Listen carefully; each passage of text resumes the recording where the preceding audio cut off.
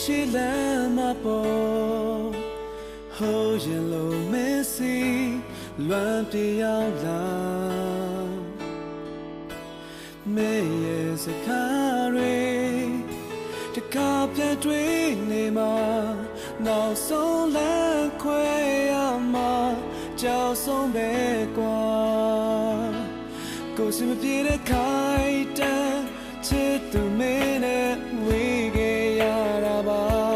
ကိုမနေနိုင်လို့မင်းနောက်တစ်ခေါက်ပြန်ရောက်တဲ့ခါဆုံးတွေ့နိုင်ဖို့စောင်းများစိတ်ချကိုရဲ့ရင်နဲ့မင်းလေးတွေတာဝန်ရှိစေမယ်ချစ်မဲ့ဒီတဲ့ရည်ရွယ်ချက်ပြေဆုံးသွားမယ်နေတွေကိုနိုင်များစွာဆောင်အောင်ကွယ်